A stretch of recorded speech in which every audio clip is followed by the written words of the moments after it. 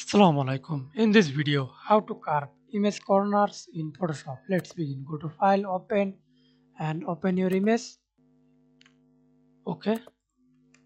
Then right click, convert to smart object. Again right click, rasterize layer. Then create a new layer. Click the shape. Right click, use rounded rectangle. I do not use stroke.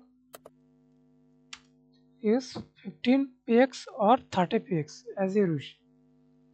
Press enter. Then click and drag on your mouse. I use for 70. Press enter. Then again see the surrounded corners.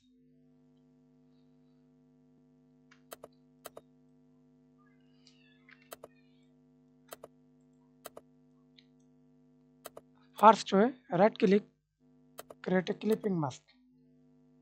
Or second way, hold Ctrl, select the shape.